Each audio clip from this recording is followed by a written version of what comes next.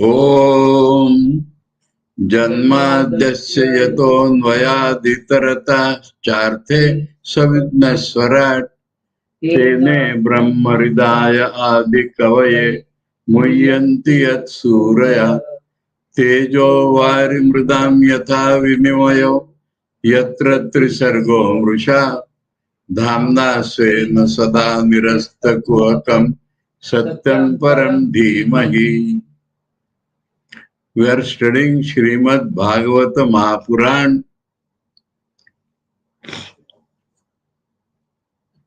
and last 2 days we tried to think of the Anubandha Chatushtaya, wherein the 4 things essential to spiritually benefit from any scripture were discussed.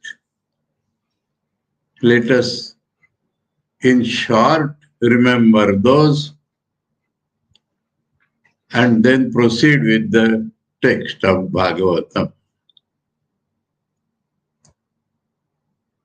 We understood that the aim of life is to gain such a position in life where we find fulfillment permanent, where we permanently feel we are filled up. We do not require any other thing. We are filled with permanent pure bliss. And this we shall get by studying this scripture, Srimad Bhagavatam. And we means those who are ready to change ourselves as per the authoritative, unfailing guidance given by this Srimad Bhagavata Mahapurana. And the Bhagavata Mahapurana is a Puran. And so we saw, though it is said Puranam Panchalakshanam, but that does not define the place of Puran in our life, because we are not interested in cosmology or other things.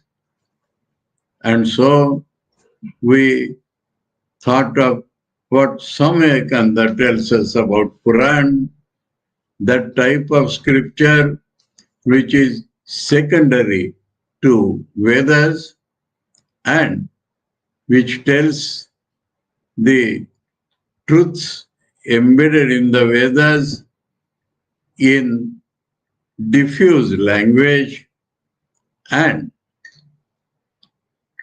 one emphasizing one aspect of the vast infinite spiritual truths, because of which it is meant originally for Alpa Buddhi, small-minded people, meaning those who do not go beyond the gross. But it is expected that the subtler truths of Vedanta, expounded in gross language, stories, legends of kings, emperors, incarnations, great sages, and many such people. Stories different from histories, and that should enable the small-minded people, small intellectual people, to help them to go towards the subtler truth, provided they have that idea in the mind that through these gross descriptions we are entering the subtler fields of religion. But when the desires grow in the minds of the spiritual aspirants, their vision becomes clouded and that alpa buddhitva vanishes and they get kshina buddhi, the exhausted intelligence or the dead intelligence. And then they take the things literally and they destroy the very spirit of the Purana. And they are filled with jealousy, quarrel with each other, and this Dharma Bhumi Bharat was reduced by them into almost hell. So we have to safeguard against these things, and then Bhagavata will stand supreme to help us to go towards that reality. So, subject matter of Bhagavatam is helping us to go from our gross everyday experience into subtler experiences until subtler to find the reality innermost, which will be one reality of the entire universe, and then our life will get fulfilled. And this can happen only if we study critically, that is, finding at every point why this has been said, why this has been said in this place, and devotionally means it sets up an ideal for us. And we should first fill the gap and then try to fill up the gap. We also had the example of somebody taking Krishna's name in the hearing of Radha, and then Radha telling her friend that this name of Krishna through my ears has hit my core of the being, and my heart has become restless to see that Shama. So, with the spirit that we want to actually experience the ultimate truth, we should listen, we should study. So, this is how we should study. So, with these preliminaries, let us now enter the text of the great holy book, Srimad Bhagavata Mahapurana. The meaning of the word Bhagavata only is about God. And this also we thought that this word Bhagavan is generally used by bhaktas, devotees who have feeling in their heart. All of us have feeling in our heart, but if this feeling is made the main meaning, main means of going towards God, then the term for God becomes Ishvara or Bhagavan. Otherwise, those jnanis, they seek the reality of the universe and they call it Brahman. And the yogis meditate and try to find out the innermost reality of all beings and they call it Atman or Paramatman. So this word Bhagavan is more suitable to those having devotion in their mind or those who want to proceed on the path of devotion towards that very reality. So with this background, we enter the text. Now let me tell you that the first three verses will tell us same thing as we have studied in these 3 days. They will tell us Anubandha Chatushtaya. They will tell us what it is, for whom it is, what will it give us, what is the subject matter, how we have to study. All these things will be given in the first 3 shlokas. And the first shloka we have been using as the Mangalacharan. Now we have to repeat that shloka to get its meaning. Om Janmadasya Yatonvayaditarata Charte Sabidna Swarat Tene Brahmaridaya Adi Kavaye Muyanti Yat Suraya Tejo Varimridam Yatha Vinimayo Yatra Trisargo Mrusha Dhamna Svena Sada Nirasta Kuhakam Satyam Param Dhimahi. Now let us form the syntax first. And the main sentence. The main sentence in this whole shloka is Satyam Param Dhimahi. That is the main sentence in this shloka. Everything else is the adjective of that Satyam. So, Satyam, now, remarkable thing, and we notice immediately that just now we told Brahman, Atma, Ishwar, but none of these words have been used here. Let alone Krishna or Vishnu or Durga or Ram or no word has been used here. The only word used is Param Satyam. So it immediately tells us the impersonal reality. And it also tells us, as Sri Ramakrishna has told us, tie the Advaita knowledge in the corner of your cloth and then do whatever you like, including the study. So it is evident here, absolutely impersonal Satyam Param Advaita only. And so it is, as we said, Bhagavatam closely follows the Veda. That is what the first shloka has told us.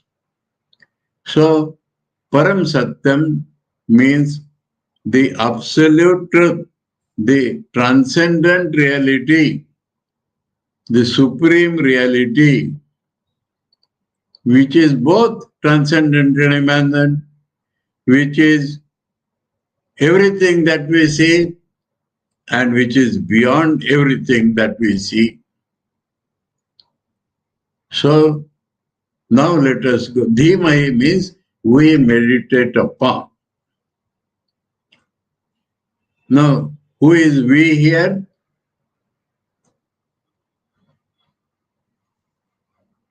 The author is writing this and is writing plural we. That means the author and the listeners, the author and all the readers, the speaker and all the listeners. So we means all of us. Meditate upon the absolute truth. Now, what is this absolute truth? We know the word. We may feel indirectly something called God, but this word we directly know. And any real teacher giving us knowledge always gives us from known to unknown. Directly, he cannot talk about the unknown. We know the known, and so what is the connection between this we know and the truth we are going to know? That is how he gives. So, asya of this world, not of that world. This world means of our direct perception, inference, feeling, imagination, which we have near us, which we are involved directly into it, that is called this, of this. Asya means of this world, of this world of our experience. So, from the world of experience only will be taken to the unknown reality. So, what is the relation? Asya janmadi yata.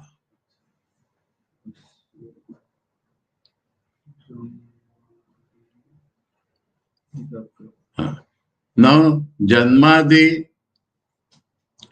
this word appears in two distinct places.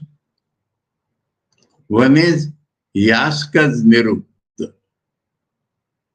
He says a thing is born, it exists, it grows, it decays, and finally goes into dissolution. 6 bhava vikaras he has told. But they are not meant here clearly,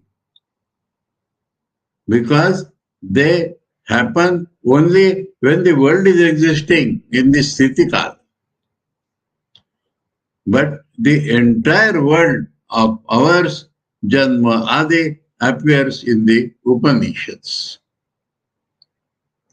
Janma, Sthiti, Bhanga. So what is meant here is, from whom is the creation, preservation and destruction of this world, that Parama Satya we are meditating upon. So we know this world in some way or the other, and then we have to think first, what is, how it is born. Immediately before our mind will come the state when it was not there. We are thinking first of the birth. That means we are first thinking of the state when it was not there. Swarat. Is it Swarat? No. Janma we are discussing first means this world was not there and it came into existence. Why? Because this world, when it exists, produces, due to its variety, the impression that it is real. So to think of the nature of this world, we must go imagine in our mind a state of things when the world was not there, and then it became born. And if it was not there, how will it be born? Evidently, it is appearance only. This very fact that it was not there tells us that it is only an appearance. Though this thing is more clearly told in the third line of this very shloka. Amrusham, Bhati. It appears to be double negative, not unreal, though, no, not unreal, though really it is unreal.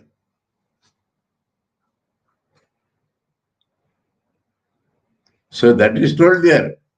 But by the very thinking of Janma, who had thought that the world was not there, and if it was not there, what is the meaning of its getting born? From nothing. So if it was not there, even today it is not there.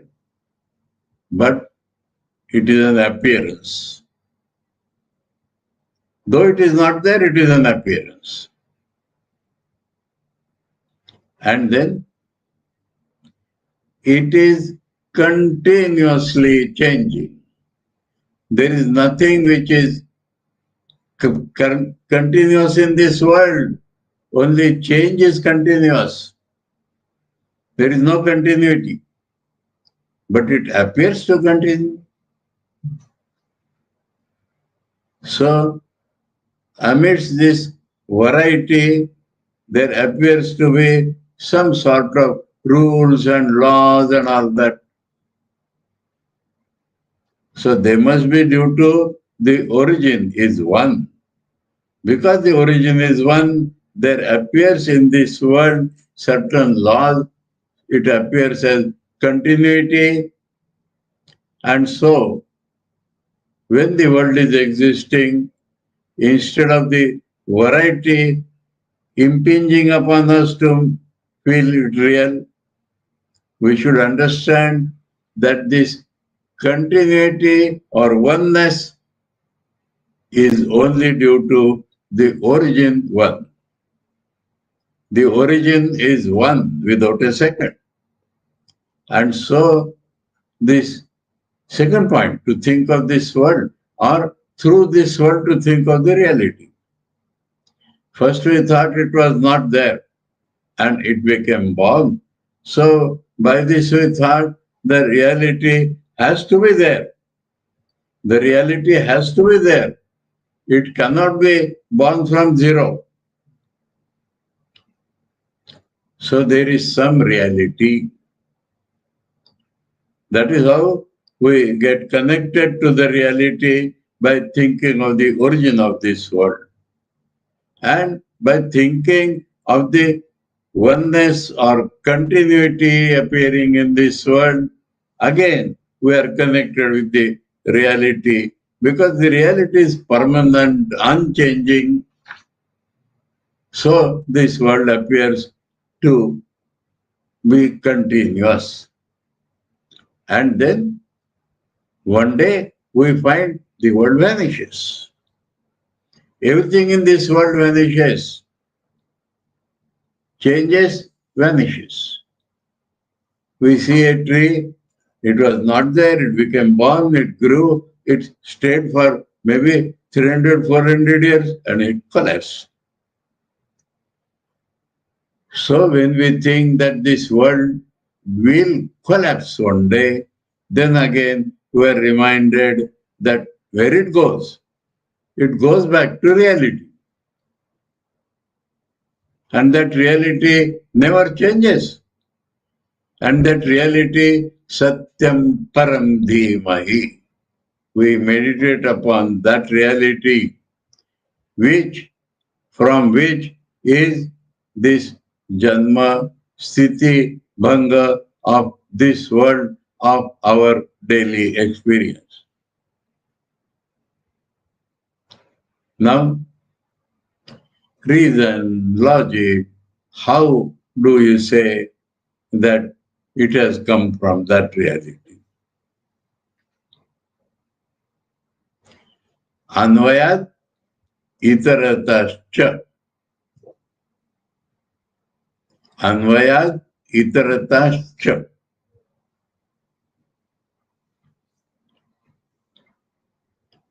Artheshu also can be connected with that. Artha means things which appear to have some meaning. That means objects of this world, the world. Now, Anvayat.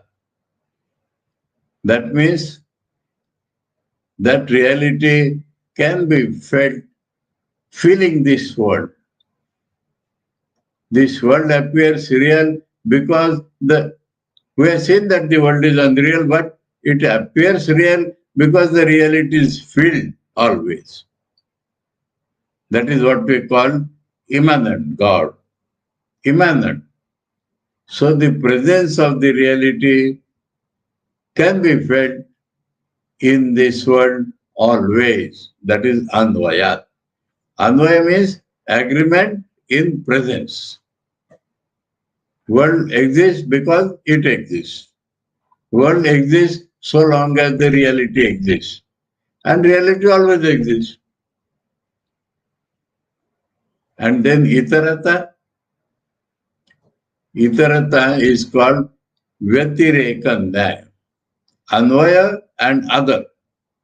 So Anvaya Vyatireka is the way to understand. So that Vyatireka is called Itarata. By the other reasoning, Ta means Panchami, Heto. Anvayat Panchami, Itarata Panchami. Itarata means Vyatireka. Now this Vyatireka fellow has been defined in two different ways. That when the world is not there, that means in Pralaya or before creation, it exists. The reality exists. Reality does not disappear. Even the world vanishes. So it tells us, first we found the reality because of the world. And then we thought the world was not there, the world will not be there, the reality will always be there. That is Itarata.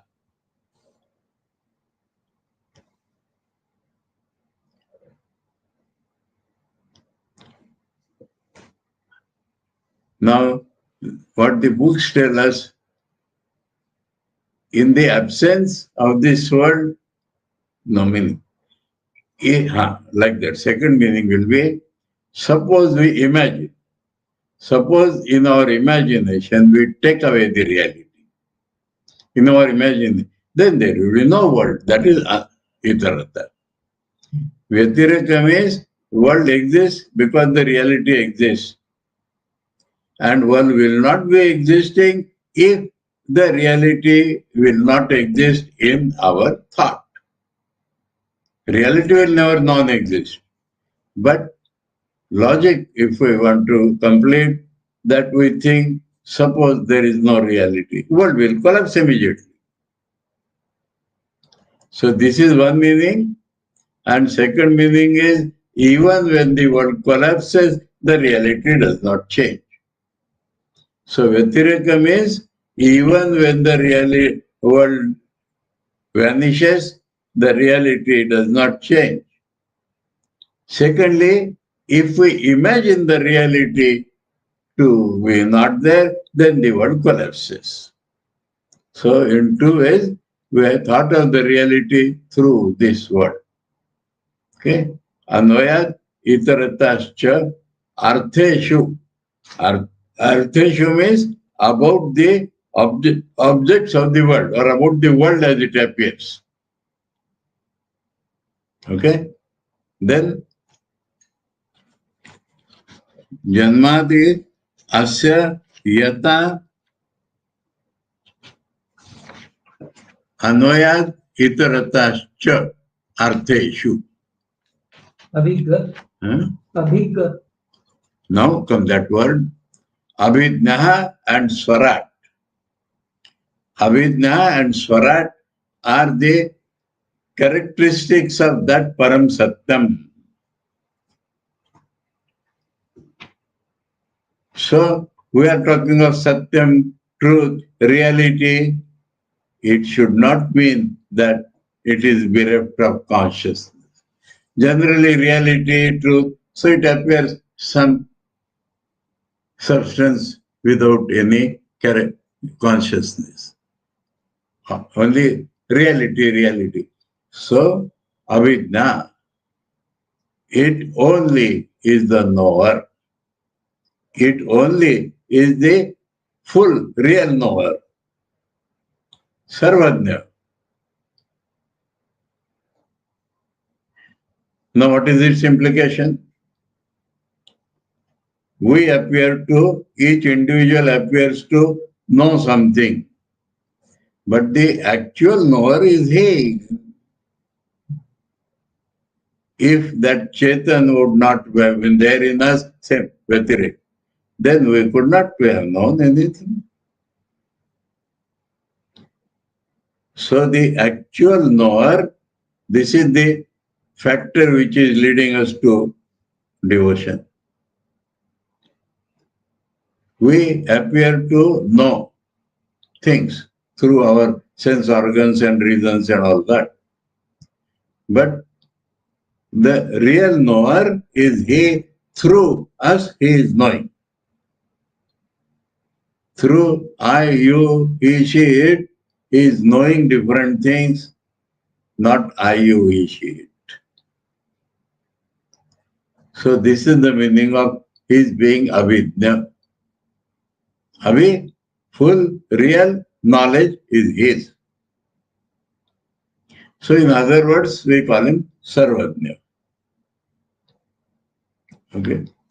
Then Swarat. Swarat means he is independent of anything. He is supreme master of himself. Swarat. Rat means Raja. Swa means himself. Himself is his own ruler. And it also implies he is the only ruler over all of us also. We are dependent realities. He is independent reality. Our reality, rulership, bossing, everything depends upon his reality. He himself is the supreme ruler over all of us, and he is own ruler. There is no ruler above him. There is no ruler who can rule him. He is his own ruler, Swarat. So it implies that we are not our own rulers. He is our ruler and there is no ruler above him. So these are the characteristics which will lead us from this known to unknown, Param Satyam. Param Satyam, he is Chetan, conscious, not a conscious being, he is consciousness itself. Satyam means existence, reality. Avidya means consciousness, Chit, and the whole thing is full of Ananda. Swarat, he himself is the supreme emperor, so he is always happy. So, Satyam Param Dhimahi, which is the cause of this world and which is the real knower and which is ruler, his own ruler. Now, how this knowledge has come into this world called the Vedas. Vedas are knowledge. But we read through Swamiji's twice that all knowledge is not Vedas.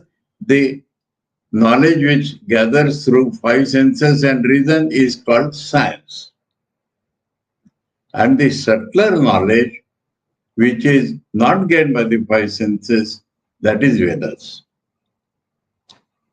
So, how do we get Vedas? Where are these Vedas? Tene, Brahma. Brahma means Vedas. Brahma is the word for Vedas.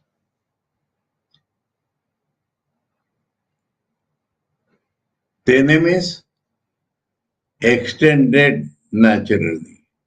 Tene, pulled, extended. That means in a very natural way, the knowledge from the Creator became extended to Adi Kavaye. The first, what is Kavi? And the first knower person we know. Kavi means Jnani. Kavi means transcendental knower first. Or, if you like that poetry, the original poet. The whole world is his poetry. So the name is not given, Adi Kavi. We call it Brahma, Chaturmukh Brahma or whatever. That means God or the Supreme Reality does not create the world directly. The knowledge he automatically transmitted to the first creator.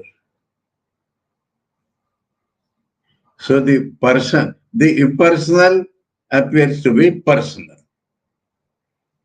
Now, from the impersonal absolute reality, the knowledge automatically goes to the personal God, creator.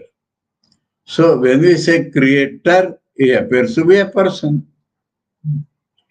Though the world has come out from the Paramasatya, but it comes out through a person called the creator. The impersonal appears to become personal, and then he creates this world. So when that impersonal becomes personal, automatically all the knowledge, avidya, goes into that person. Natural way. Tene, just extended. Brahma, the Vedic knowledge.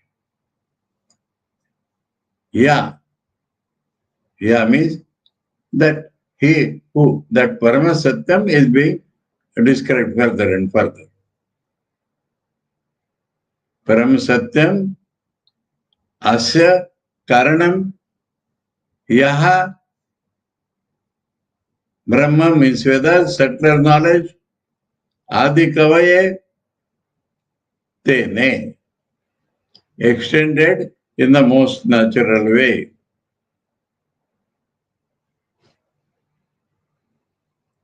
And through what instrument he extended? Rida. Heart is the source, place of all our Chaitanya. So it was transmitted, extended to the heart of that creator. Through heart to heart. Rida, Adi Kavaye, Rida means by heart. Into heart. Tene. Okay? Then again, Yat is coming. Yat, Yatra. So all this relates to that Paramasatyam. So, Yat Suraya Muyanti. Surya means great, wise people. Yat means about whose nature, about this fact of creation, about how the knowledge goes to him, about the nature of the reality. Muyanti, become deluded. That means man, however wise he may be, cannot fathom the reality by his intellect, by his limited knowledge. However great he may appear to be, nor in this world.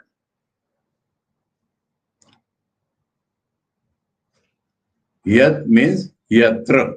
Yat means in that respect of the reality. Suraya Mayanti. The wise people also get deluded. And so we get hundreds of philosophies of cosmology. Somebody think in this way, somebody in that way.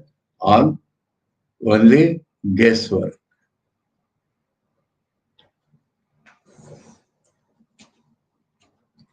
Now, in the third line, the syntax is little to be reversed. Tejo vari mridam yatha vinimaya. So yatha means example. Main fact is yatra trisargo mrusha. Yatra trisargo mrusha yatha tejo varimrudam vinimaya. So again, yatra connected with the Param reality. In that Brahman, this world,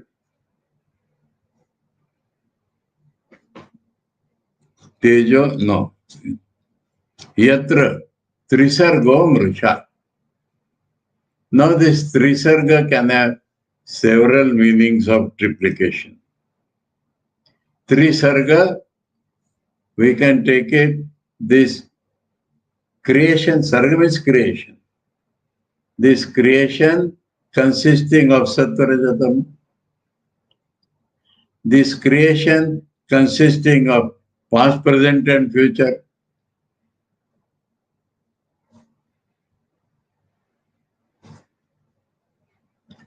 This creation consisting of gross, subtle and causal.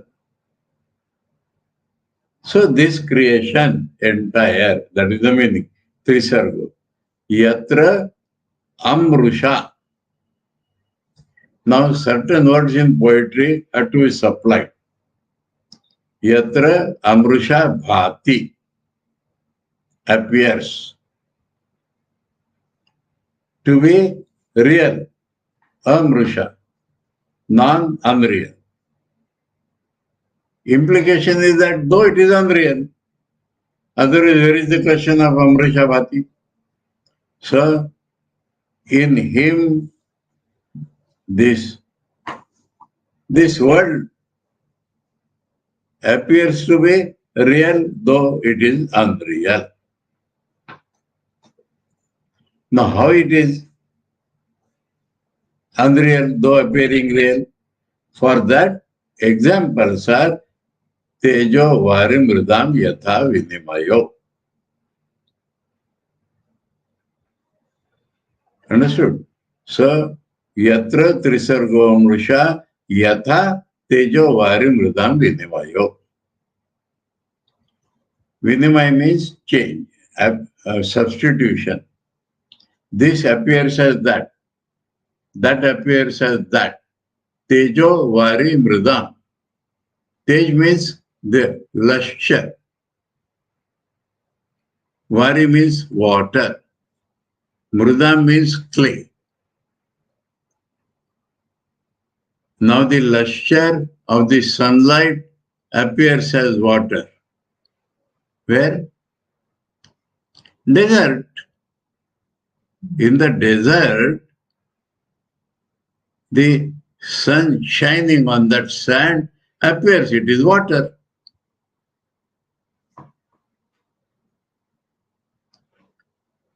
Though water is unreal, but it appears to be real there. One example. Second example, water appears as clay. Where could this be?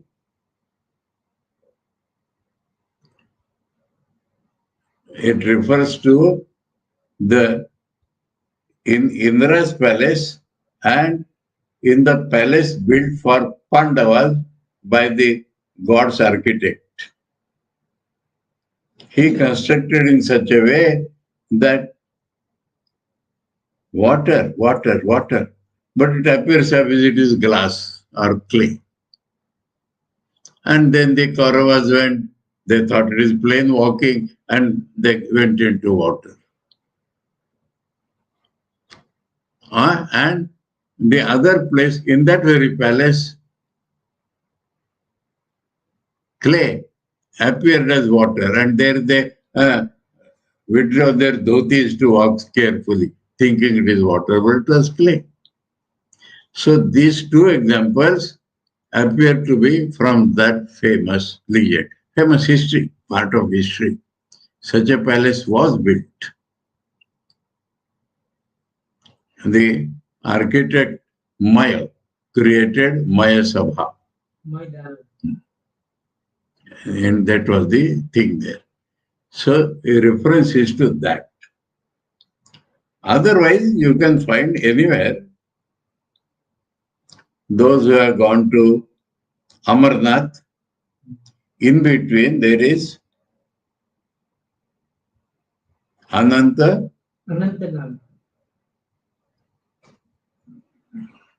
That there is a lake there.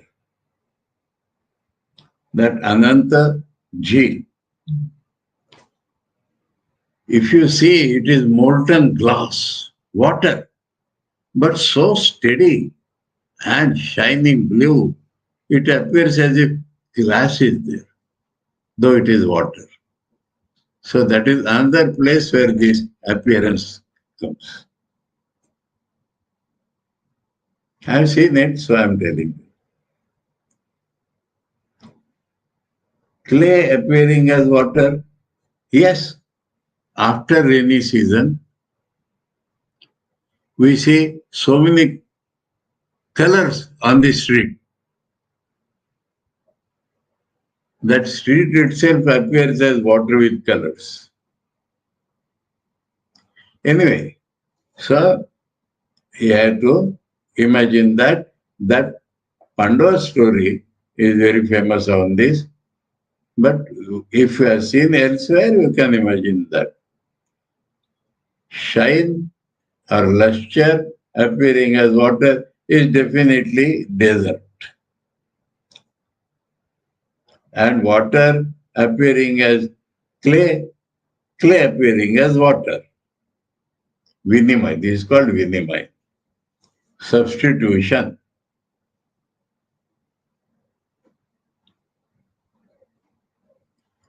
As per the example of substitution, this world, though unreal, appears to be real. As water appears, shine appears as water, water as clay. It is not clay, but it appears as clay. Shine is shine, but it appears as water. Clay appears as water. So, as these examples, the substitution is there. Similarly, this entire world, though unreal, appears to be real in him. Yatra. So that is the another, we found that in the first Janmadi itself, but that is more clearly stated in the third line. Now, a question may arise in our mind, is he deluded? We get deluded by this appearance. Appearance of the world, though unreal, we get deluded into thinking it is real. But does he get deluded? No. Dhamna svena sada nirasta kuhakam. That is his adjective. Satyam param, it is yet, etc. not necessary because directly connected with Satyam param dhima. That param Satyam we meditate, who by his own dhamna means shine, luster, light, knowledge, awareness, consciousness. Svena, by his own luster, by his own all-knowingness, by his own luster, by his own consciousness. Sada nirasta kuhakam. Kuhakam is mist-like, something mist, which does not allow us to see clearly. But nirasta kuhakam, because of his own knowledge or shine, sada nirasta kuhakam. So that mist which comes in our mind never enters his mind. He is always free. He always has the real knowledge. He always is his own boss.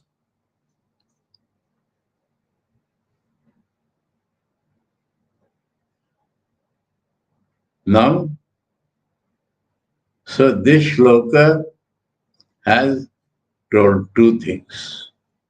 The nature of the Satya and our connection with that Satya. Connection of ourselves and the world as it appears to us with that Satya. The world, creator, preserver and destroyer is He. The world appears real though it is unreal in Him. So, through this known world, we have been connected with the how? Dhimahi. It is through meditation that we shall get that connection. So we try to meditate, think in this way, the nature of the ultimate reality, contemplate it in our mind, then our kokam also will go away. And then only we shall come to know all that has been described here. So that is the first shloka. It reminds us of Janmadiyasya in the Brahma Sutras. The second sutra is this. Athato Brahma Jidnyasa. What is that Brahma? Janmadiyasya. So those very words of the second sutra of the Brahma Sutra are the first words of the shloka. Janmadiyasya yata.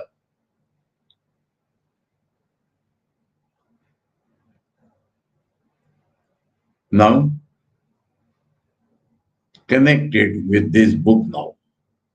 Second shloka will connect us with this book.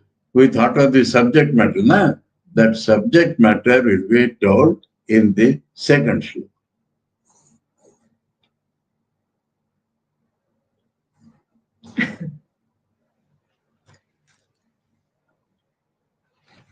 Second shloka.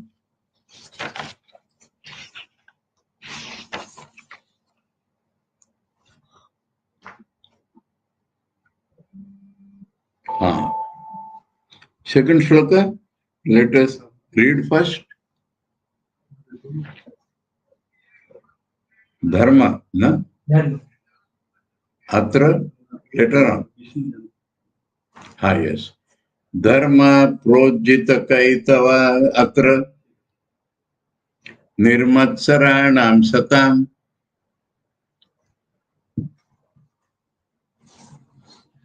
Paramo. No. Let me read the shloka itself. Dharma projita kaitavotra paramo nirmatsaranam satam vedyam vastavamatra vastu shivadam tapatrayonmulanam Srimad Bhagavate Mahapurana kim va parair Ishvara sadyo ridhi avruddhatetra krutivi Sushrushivist Tatshanat. So, Atra, first line, Atra.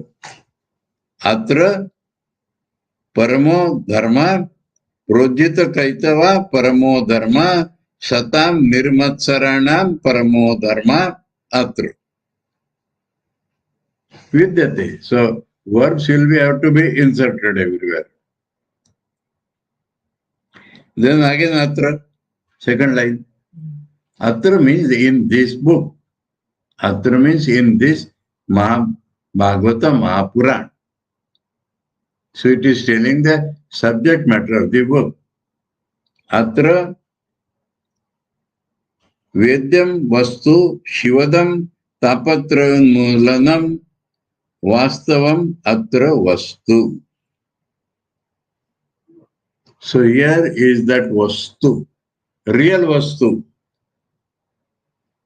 which is to be known, which is to be realized. Aim of life, Vedyam, that reality, Shivadam, it will fill our life with all auspiciousness, bliss, and it will Unmulanam, it will uproot all our three types of miseries. Tapatraya. Tap means heat. We are being heated by three types of heats. Those three types of heats are removed by the religion told in this book. This book gives us the knowledge of the real Vastu. That Vastu is Shivadam and that Vastu is Tapatrivan Mulanam. That reality, when realized, will remove all our tapas.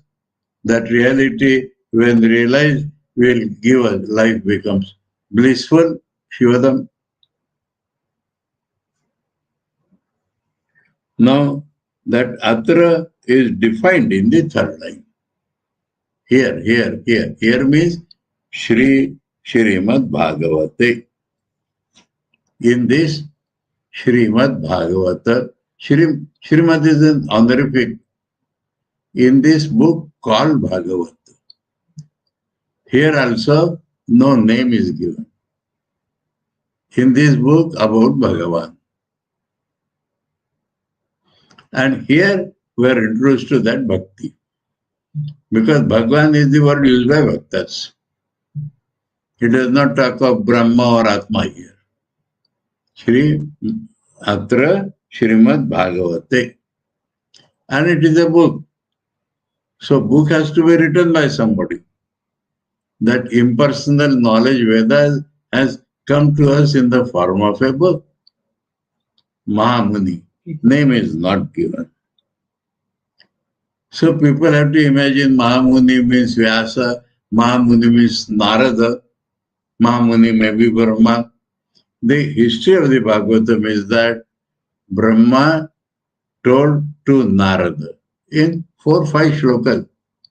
That will come in some chapter, Mool Bhagavatam.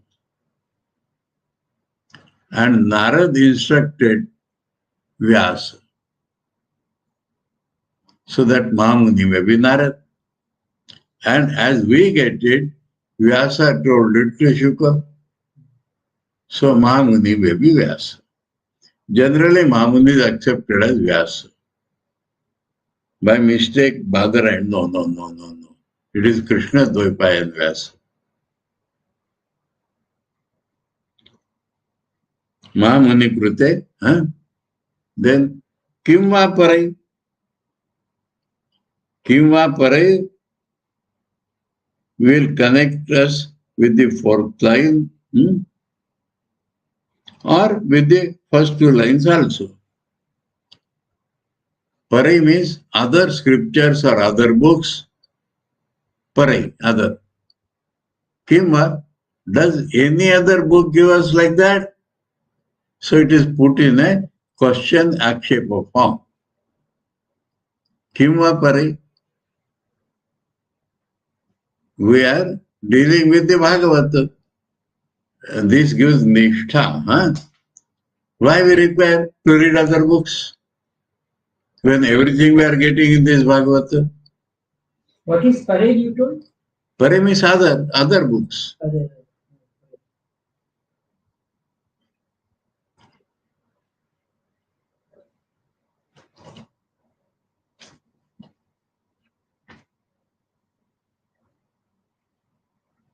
Now that can be connected with the fourth line also. And last word of the third line. Ishvara Saddo Ridhi Avadruddhate Atra Krutivi Shushrushivi Tatshanat Ishvara Atra Ridhi Avaruddhate Kimva Parai. So Kimva Parai can be connected with the first two lines or with the fourth line also. So what is that? Ishvara. Here, first time some Bhagwan came, now Ishvara has come. Both words are generally used by the Bhaktas. Now Ishvara, Sadhyo. Sadhyo means immediately. Sadhyo means once for all. Sadhyo means immediately. Sadhyo means once for all. Ishvara Krutive Shushruchive Tatkshanat. So Tatkshanat means immediately, Sadhya means once for all. Sadhya also means immediately, but for immediately Tatkshanat is given. Tatkshanat, that very moment. Which moment? Krutive Shushruchive. Krutivi means by Punyavan people, by good people. Shushrushubhi, what Shushrushubhi? Those desirous of listening to this Bhagavata, those desires of listening to this Bhagavata, the other meaning can be those who serve their gurus, Shushrushubhi. What they do? Atra, through this book, Atra means through this book, Hridi avaruddhate Ishvara. So Ishvara in their heart gets fixed up, avaruddhate. Stop, cannot move from there. So such is the glory of this book, provided you are Krutivi and you desire to listen to this book, then God will be fixed in your heart. He will not go away from your heart immediately and once forever. Kimva parai? Can other books give you like that?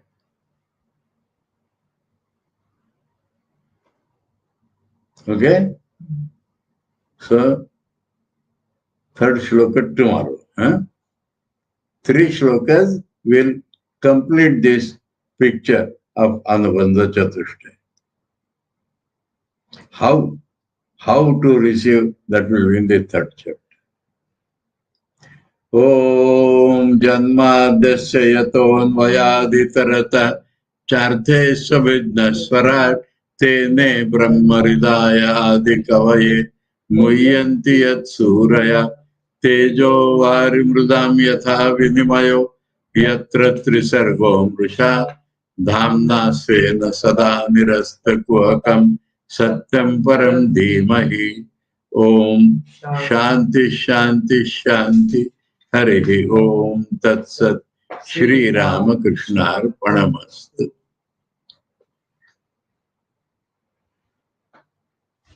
ठीक हो गया महाराज?